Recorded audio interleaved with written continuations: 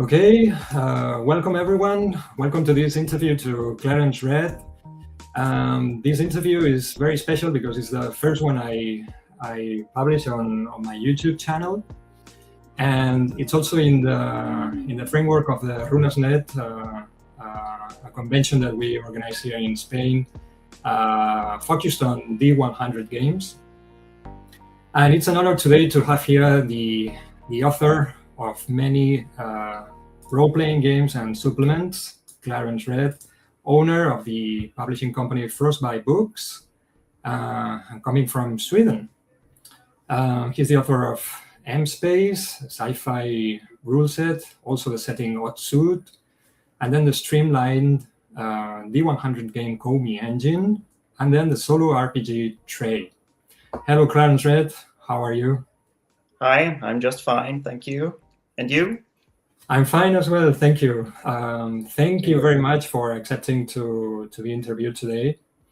I'm very happy to be here. It's an honor. After having reviewed some of your work, it's an honor having you here and asking you all the questions that we have in store for you. I have to tell you, I have also gathered some questions from the Spanish fans of your games, and I will include them in this interview. Okay, so let's start. Yeah. First question: who is Clarence Redd? How do you define yourself in a nutshell? I'm a role player from back in the early 1980s. I played a lot of RuneQuest and Call of Cthulhu, and the Swedish D100 game called Drakar och Demoner, Dragons and Demons, which is now re-released in some form as Dragonbane by Free League. So I played a lot and enjoyed it very, very much. I primarily enjoyed the storytelling aspects of role-playing.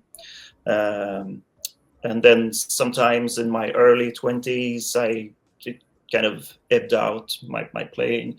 But I for some reason, I just kept returning to the RPG world. So that's probably most of my background as a role player. And you are an RPG designer, but you also have another side of your profession. I think you are an artist, right? Yeah, that's right. Yeah, an artist and illustrator. That's correct. And I have done some of the images in my books, but not all. I've seen that you've got you seem to have at least a very clear style in your art. Like it has this dreamlike quality, very realistic, but at the same time dreamlike. At least in the scenes you portray. And there's also always like a strong source of light in them, no? Yeah, there is. I really I often start with quite dark scenes and light them quite sparsely. So it always starts as a night, and then I kind of put the lights in. Yeah. Interesting. Yeah. So how did you start playing RPGs? You've mentioned Drakar och Demoner. Yeah, exactly. Was that the first role-playing game you played? Yeah, it was. Yeah. I think it maybe was in 1982 or something. And it was a trend here in Sweden by then. Dungeons and Dragons, of course, but the RPG hobby didn't get started really here until the Swedish rules came out in. I'm not sure the year. Maybe it was 82 actually. Somewhere so that's when it's exploded. So here in Sweden, we this local game kind of took most of the market pretty fast. So Dungeons and Dragons was never very big here. So it's Sweden is like the home. D100 has been dominating here for years actually. Okay, I see. I'll ask you later, maybe at the end of the interview, that you tell me more about the role playing scene in Sweden, because it seems to be very important now in the general market, right? Yeah, yeah. So what is the last, just for curiosity, what is the last role playing game you have played? The last role-playing game I have played, I think it was Mothership some time ago. I really like the both the streamlined mechanics and the OSR style of the illustrations, and just the mood from the Alien movies, perhaps, but a little more. A bit rougher, a bit darker, probably than Alien. Yeah, and I I agree. also played Väsen quite recently, the Free League game about mythic 1900s, no 1800s. I mean. And the investigators that go investigating that. Yeah, exactly. The cryptids being investigated. Cool. So let's move on to the first role-playing game you published, M Space, D100 game, a science fiction game based on Mithras. But can you tell us more about the how did you come about with the idea? Why did you develop M Space? Because publishing a role-playing game takes a lot of effort. Yeah. What pushed you through all the difficulties? Well, I think it's actually started with the. It started late in the 80s that I was so surprised that I never saw proper sci-fi rules for the D100 games. But then I stopped playing for many years, so I didn't think much about it. But then when I returned after all these years to role-playing games, I was shocked that still no one had created sci-fi rules for D100 games. So I never really said to myself that now I'm going to do this or I'm going to be a RPG writer or anything. It was much more coincidence. So I just found some old notes about how to create starships in a modular way. So and I just typed them up on my laptop and uploaded them to BRP Central. Okay. BRP Central is this forum, no, where all the people who like D100 games in the English-speaking scene, no, gather. Yeah, exactly. So, and it was, I would say, it was a quite, it was well received, and people asked if I could add this and that and change something over there. And I just kept adding things and changing things. And after a while, it was like maybe I should add some character creation and not just starships. So it was like a very additive process. It started just in one corner and it just kept expanding. So it was took a while before I really thought of it as a book. I started thinking about it just as a few articles to be published. So you felt there was something missing, no, in the role-playing scene, and said no one's going to do it, so I have to do it.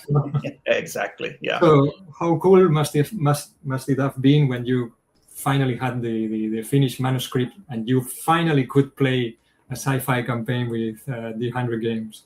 Yeah, exactly. Yeah, it was actually. It was fantastic. Yeah. What do you remember of those games? Well, I think I quickly started playing some kind of Star Wars-ish games. I played Traveller a lot many years ago, but I'm not sure. I always felt it was a bit too. Or rather, it wasn't sci-fi enough. It was, it was like Traveller had these. They didn't have blasters and whatever. It was just too realistic for my taste. So we went more space opera at first with the M-Space actually. Wow. And how long did it last? Was it like a really big, long playtest campaign, or?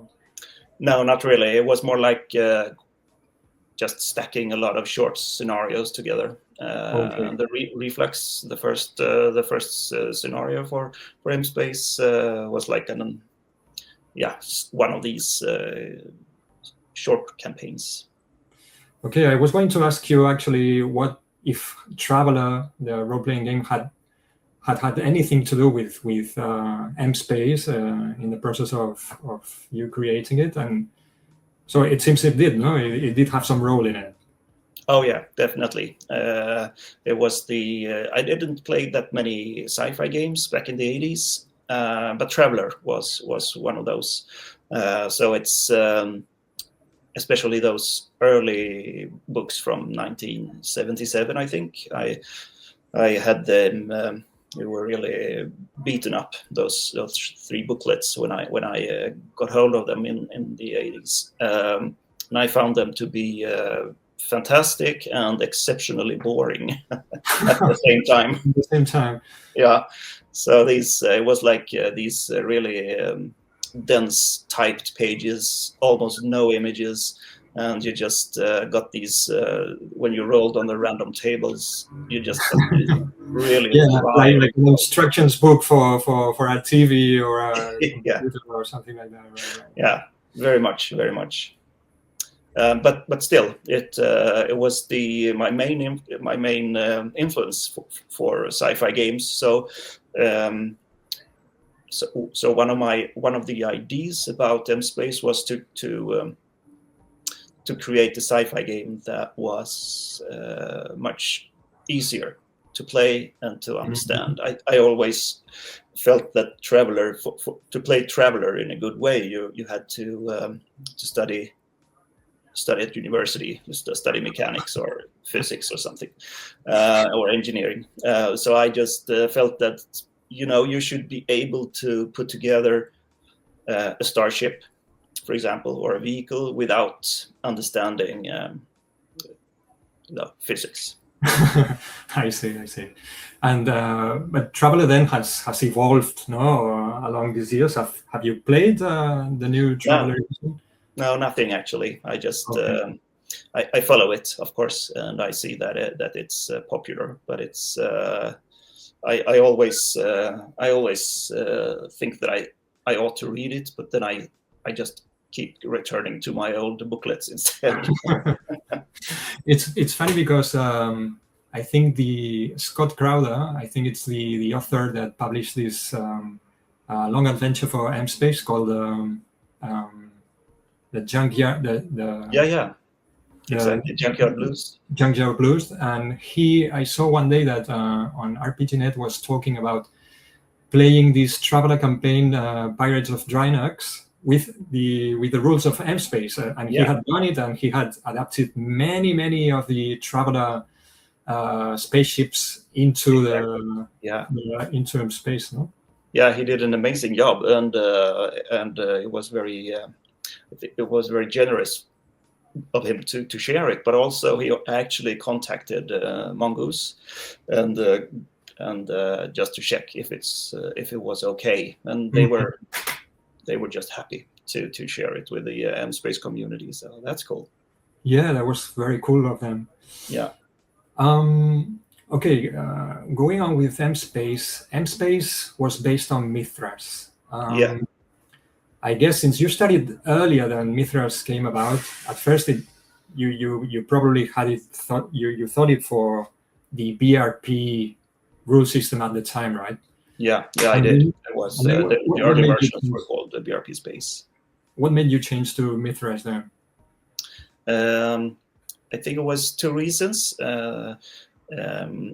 Partly that I sent the manuscript to Chaosium and asked if it was interesting for them, and they were in this in this big change from the old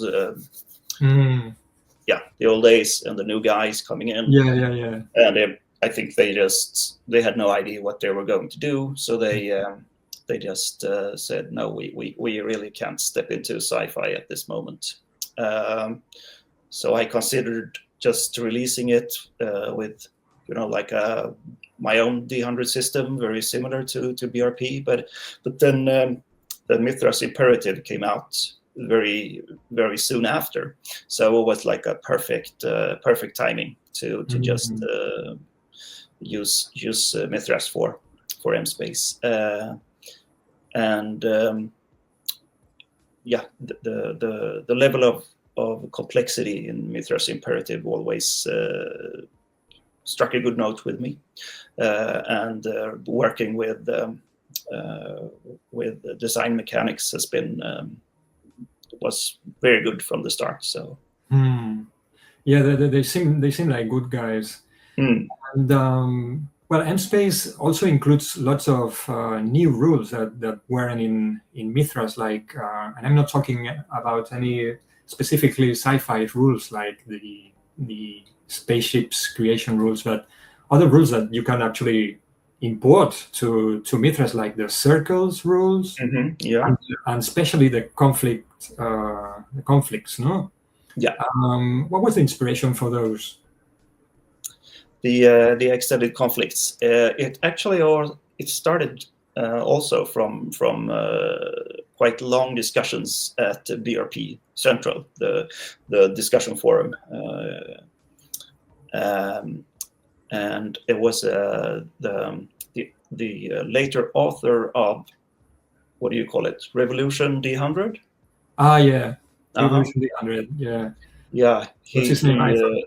He had we had quite long discussions about conflicts overall in role-playing games and in D100 games specifically, and we just kept discussing it over a few months, I think, and then it was I just think it was like parallel evolution. In some ways, we both had these discussions and similar ideas, and then we went to our separate writing processes, putting it down. And I think his rules were very, very cool and much more detailed than M-Space and later Comae Engine. So it was really good to see. But I think my aim was to make a much more accessible and easier to use with the other D100 games. So I think the goals we had were quite different from the start, even though our IDs started from the same core ID. Well, I think when I hear people talking about M-Space, the extended conflicts are one of the first things they mention, because they make solving scenes in different ways very easy, like scenes that so far you couldn't play out, like especially scenes that don't have to do anything with violence. Yeah. Do you agree with that? Absolutely. And that was one of my I think that was one of my main driving forces for the extended conflict rules, just to lower the amount of violence needed in role-playing games to make it exciting, because there are so many exciting conflicts in movies and books and just regular life, and you don't need violence every time. You can. I'm actually surprised when I think about it that so many role-playing games do not have specific rules for like car chases and foot chases, because they are if you look at an action movie, those are extremely they happen all the time. Yeah. So, but you just just kept returning to those, drawing your sword and start hacking at each other. Yeah, It just seemed very one-dimensional way to tell a story. exactly. I agree completely, and this is one of the things I like the most about MSpace. Also from Revolution D100, which developed it in a different way. Yeah, exactly. It's this fact: you can now play out tense scenes, exciting scenes that don't need to involve violence for them to be enjoyable, no? When you roll the dice. No, exactly. And I've always felt that many, even in Call of Cthulhu, where violence is not in the focus. My scenarios always tended to end with some kind of boss fight. So we eventually ended up having violence as the solution in the end. And I realized that with the extended conflicts, I could even skip the boss fight because it would be exciting anyway. Yeah, you can have like an exciting end to an adventure Yeah, without needing it to be always a violent scene. No? exactly. Yeah. Yeah, So I yeah. think it's probably the roots in the wargaming that at least Dungeons and Dragons had initially. They came from the wargaming community. I would say that's probably why violence has been so dominating in RPGs. I'm just adjusting my light here. It's turning dark Okay. behind me here. Yeah. Yeah, it's getting darker. What about circles? Because you also included these rules that allows your characters not to have contacts in different groups of people. What was the motivation to include those rules in a sci-fi rule set? Yeah, good question. I'm not sure actually why they came about. I think it's probably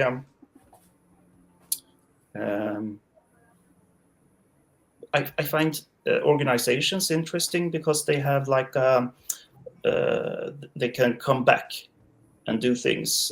They can drive these questions or conflicts for an extended period of time. I always found that those longer conflicts that stretch over several scenarios or through entire campaigns, they are more interesting because you deepen the contact with the NPCs and the old like the layers, the layers of an onion that you just keep peeling away and find new evil NPCs further in. It's I think circles are really good for that. If you just throw in a single NPC, it's it might disappear after two sessions or something like that. So. Yeah, you mean the NPC can be killed, but the organization remains, no? Exactly. Yeah, exactly. It's like just you cut off the one head of the Hydra, but it's still, it lives on. Exactly. Okay. Some of your fans, some fans of MSpace have questions, and for example, I have a bunch of questions from Alvestias, who asked me if I could ask you, for example, do you have any advice or tricks for creating starships more easily or more quickly, or do you have any idea of how to include explosions in ship combat? Because right now the rules for ship combat in MSpace are very hard sci-fi in the sense that obviously if you are in space there are no explosions. So how do you balance that? And even if you have thought of including normal firearms in MSpace. Oh yeah, okay, yeah. Yeah, it's I mean it's basically I wanted to keep the rules about starship combat and starships quite soft sci-fi in a way. So it's I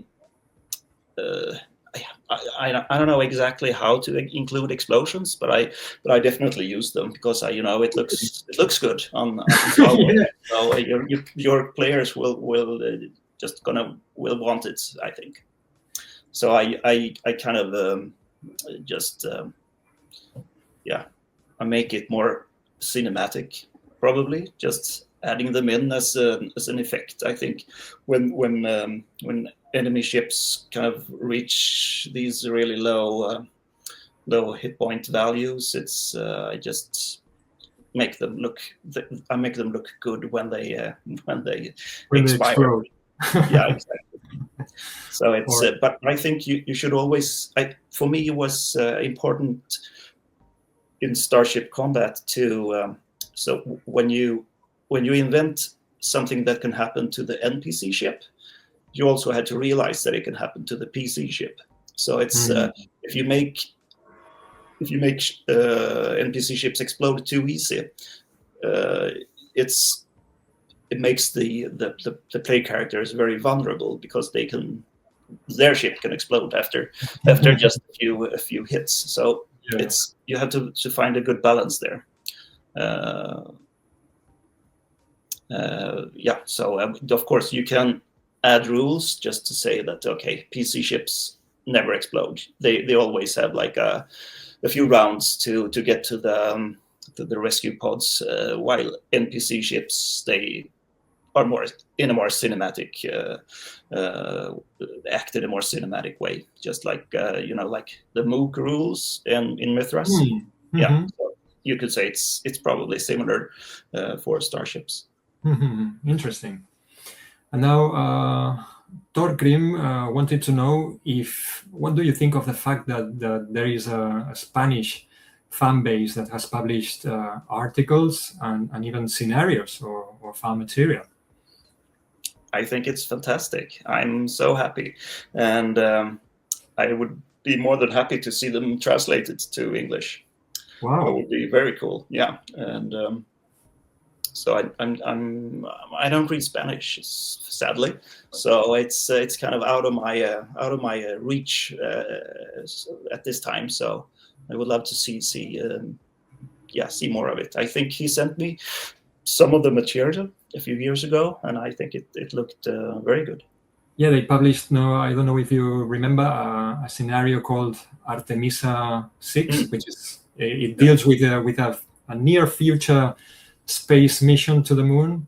Yeah, exactly. Yeah, it's. I think there are some plans to translate this. Wow. I'm not sure. Maybe I'm telling you some secret stuff now. Oh, okay. I let it I don't know. I'll ask the publishing company first. Yeah, you better do that. No problem. Okay, so M-Space, a really good sci-fi D100 game, also published in German, right? Yeah, exactly. German and French, Spanish. Yeah. Okay, so let's talk now about one setting that you published for M-Space, which is Odd Suit. Yeah, so Odd Suit. Yeah, let's talk about Odd Suit. This very original sci-fi setting with mixing lots of different things like the 1920s, a different history. First World War never happened. Doggerland, this island between the British Isles and Denmark. Weird science and this mysterious illness, the suit. What was the main inspiration to publish this setting?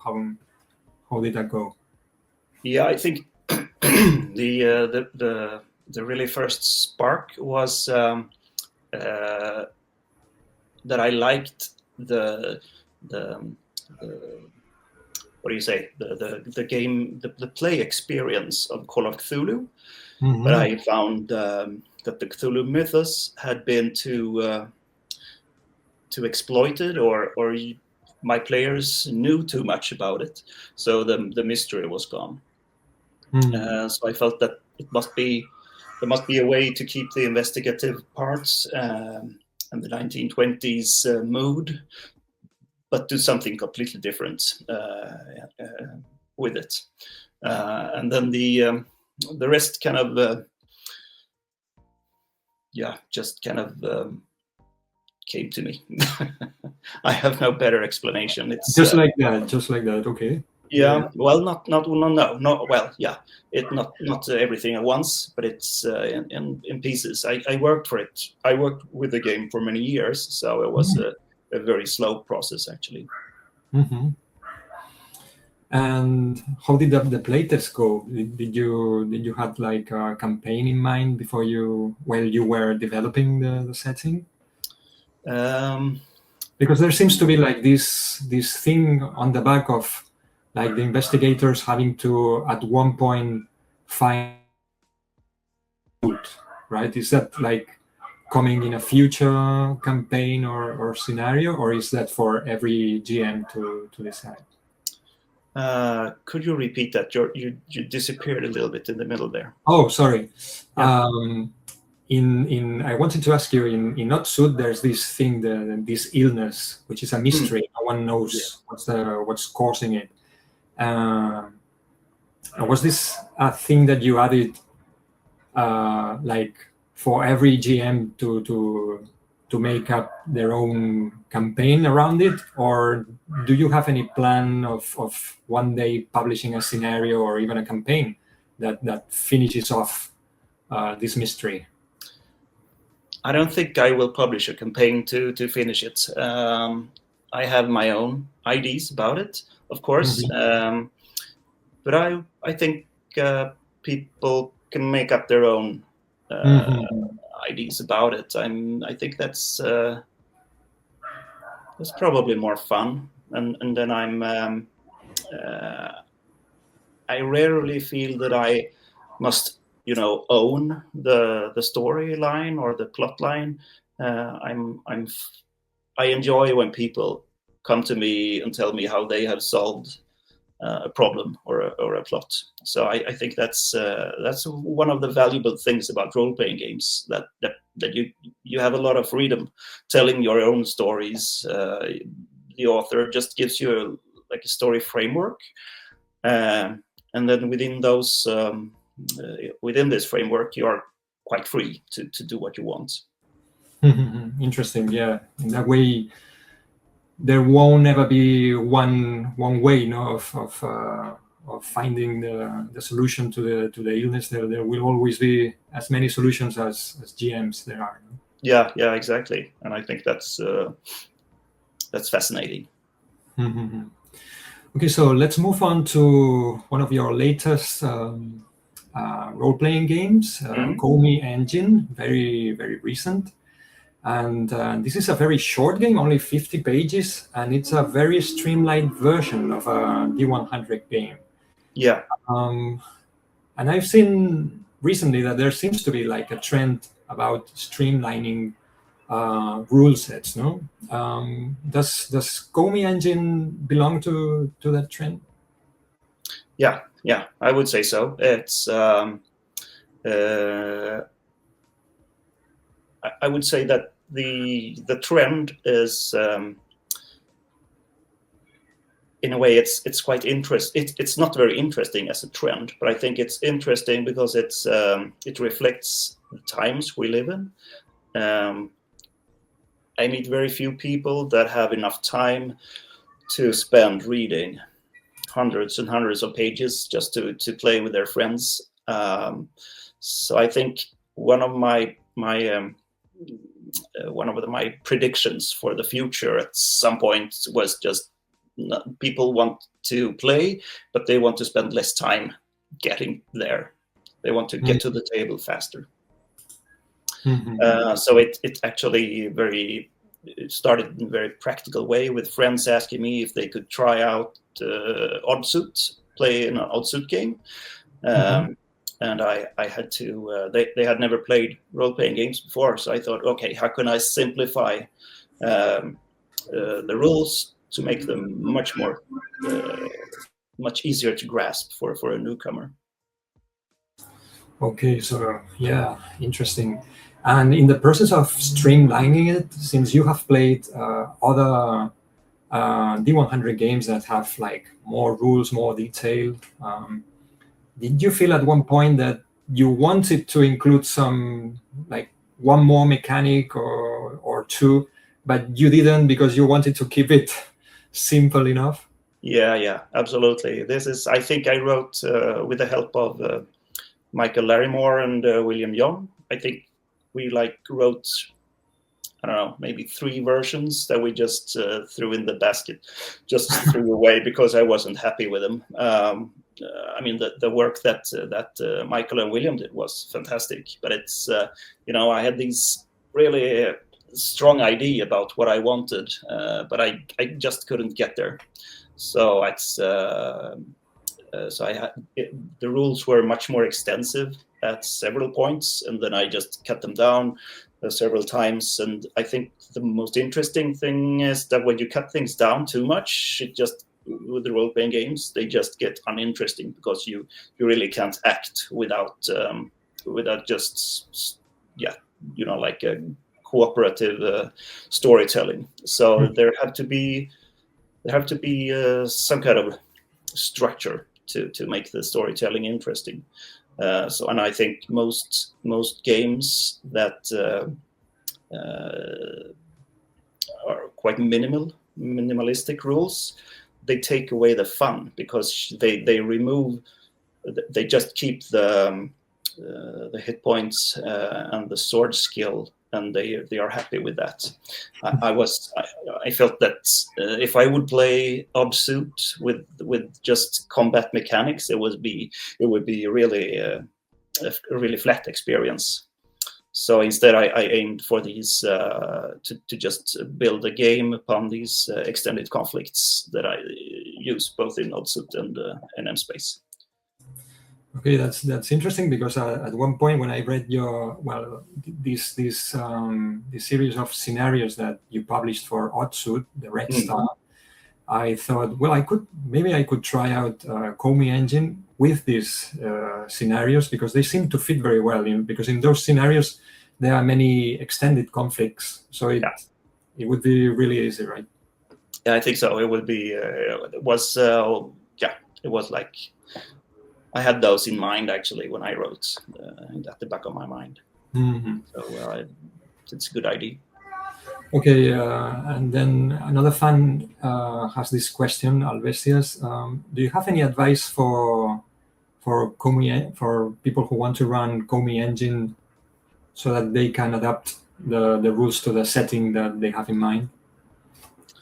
Well, I think maybe the easiest way to adjust Comae Engine to other settings is to just loan or just copy the rules from other D100 games at the moment. So if you really enjoy the magic in Elf Quest, for example, you can Comae Engine is similar enough that you can just take out the magic system from another game and just plug it in to Comae Engine. So it's and it's the same if you want to add starships to Comae Engine. You can just cut out the starship mechanics from M-Space and use it in Comae Engine. So it's very modular in that way.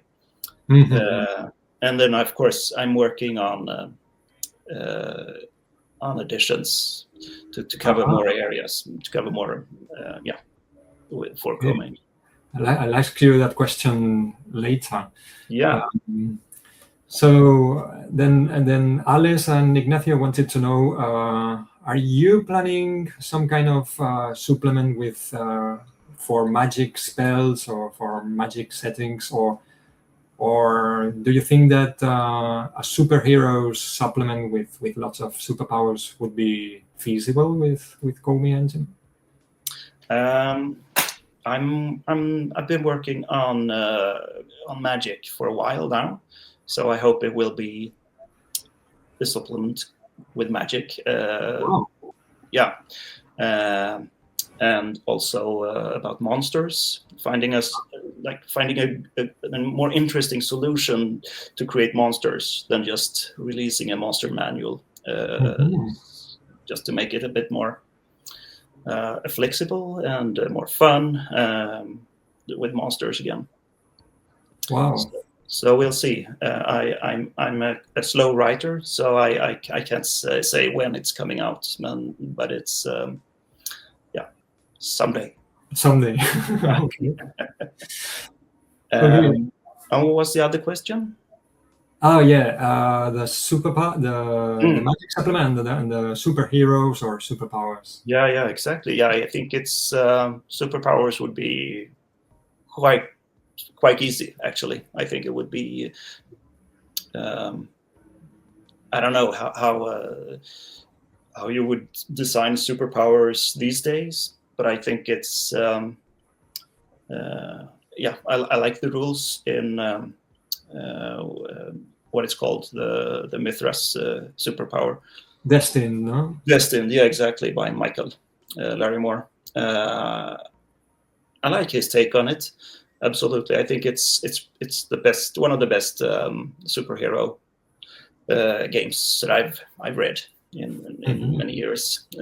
So I think it's simple and easy to grasp, but it still has enough crunch to create interesting powers and heroes. And I would probably, if I had, if I could just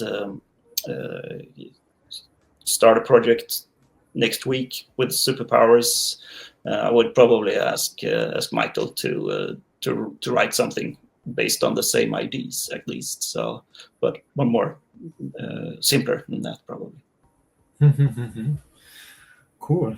And then another fan, Antonio, but I've seen this question asked quite often, actually, is if you have in mind using some kind of license for Comae Engine, like the ORC license or some kind of gateway license, like the design mechanism uses for Mithras.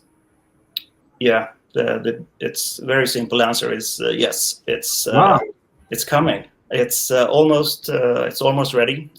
So I think it will be. Yeah, it could be released or made public over the summer.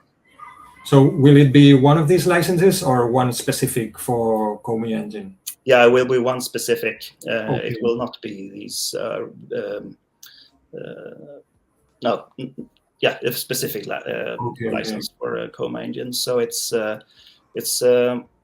I would say it's probably closest to the license for Mörkborg. And it allows. It's quite flexible, so you don't have to ask me about releasing something. But there's like a few rules, or what do you say, a few things you must agree to avoid, like too much violence or too much sex or whatever. So I think it's open enough to make people will find it quite easy to use. I hope so. Well, that's definitely good news then, because I think many people were waiting for it. So that's good to hear. Great, yeah. And I think that I really hope that this license opens up Comae Engine to more people, and that people start creating their own things and making the game more popular. Yeah, and I would be. I will be thrilled to see what people come up with. I always find it amazing when the creativity of the role-playing game community. It's constantly blowing my mind, actually. I think it's fantastic. Okay, so let's talk now about also one recent game of yours, this time a solo RPG that you developed together with another author, right? Trey? Yeah, Mattias Peterberg. Okay, and this is not a D100 game, It's a solo game. What can you tell us about it? How do you play solo RPGs very often? Yeah, I do. I started using, I don't know, maybe 10 years ago or maybe 8 years ago or something. I tried the Mythic Game Master emulator. It was one of the very first solo games that came out. And I realized that it was like a missing piece of the puzzle for me. I remember being a teenager and flipping through all these RPGs that looked so cool, and I had no one to play them with. Well, I did sometimes, of course, but I wanted to play more with my friends, so I just sat at home flipping through the books, and that's probably why I started writing RPGs. So, but then I realized that if you can play solo in a good way, not just making things up, but in telling a story in a more structured way, and actually be surprised about how the story will develop. Mm-hmm.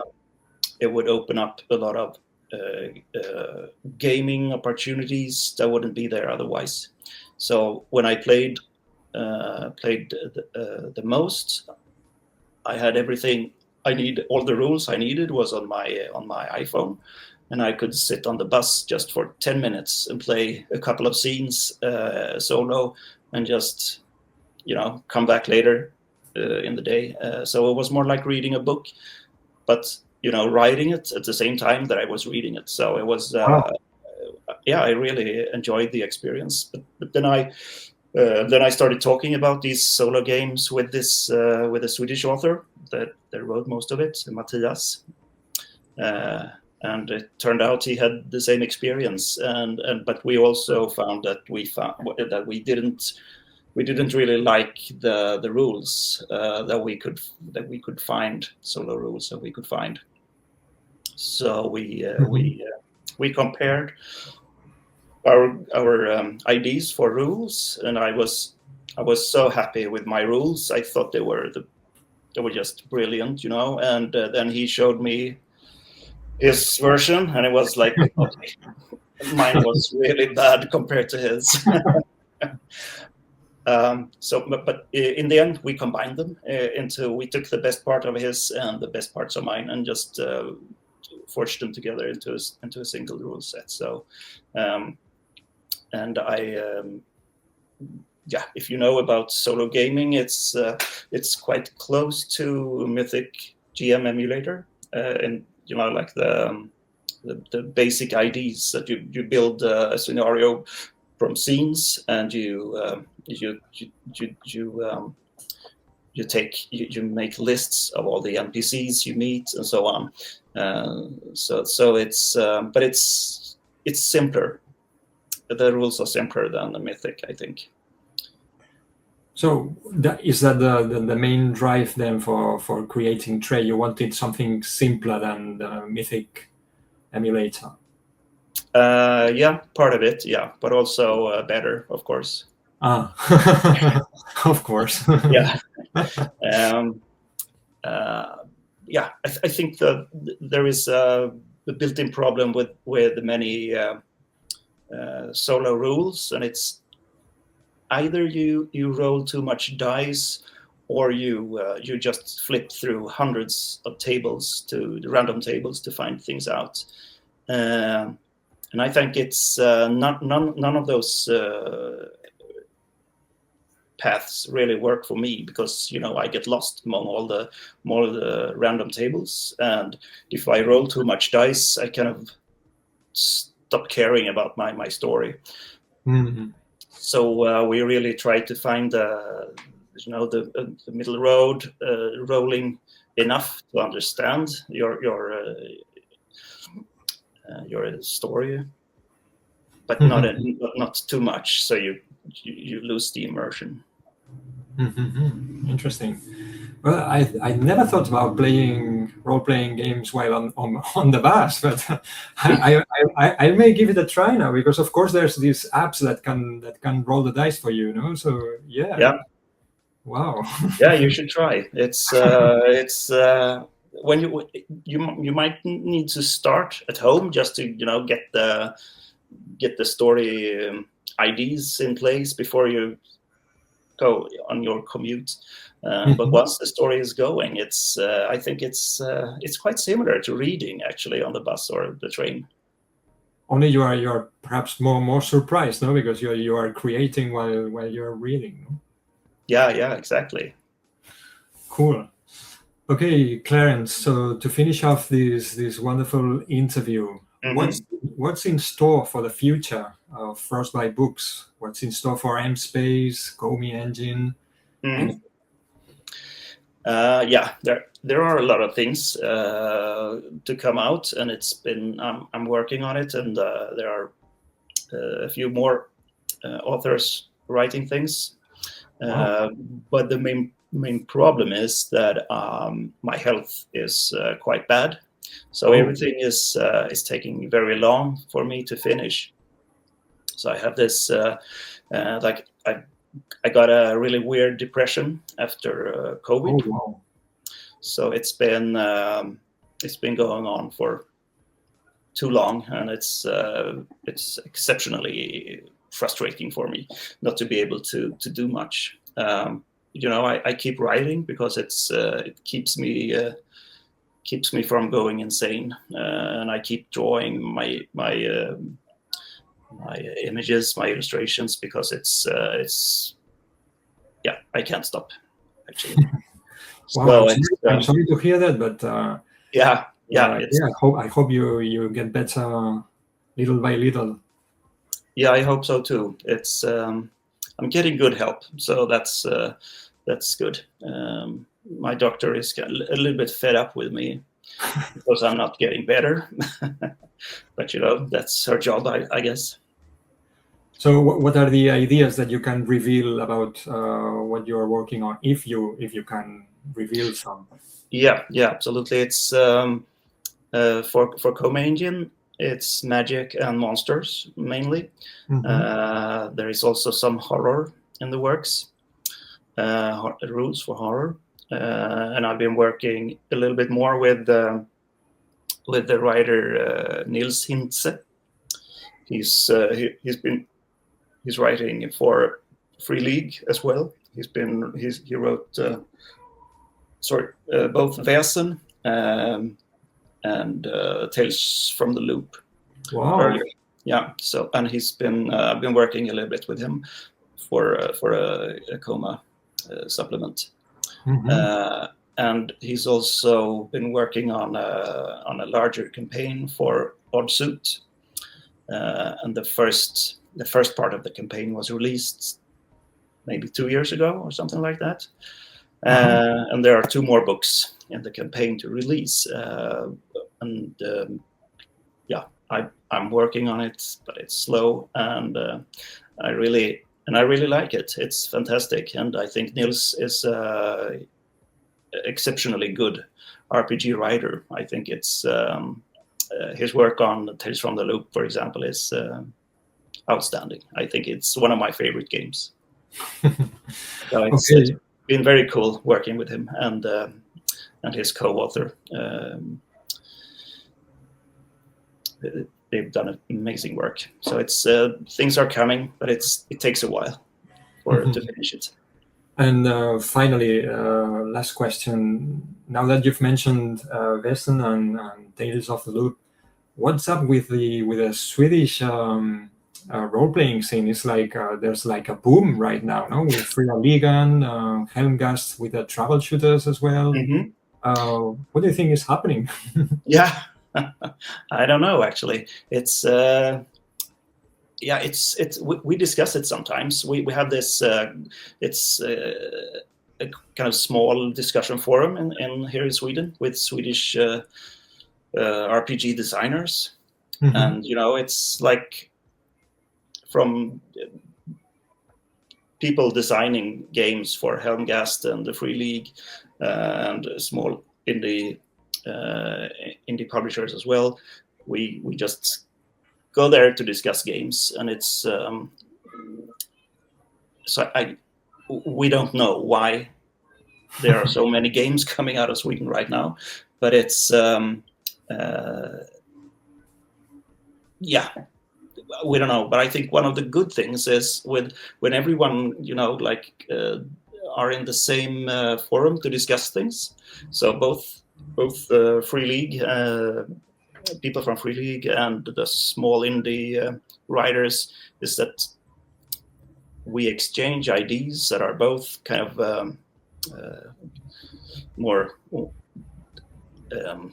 what do you say, more interesting for a wider audience, and those really small indie games, we all come together to discuss these things, and I think it's a very creative environment.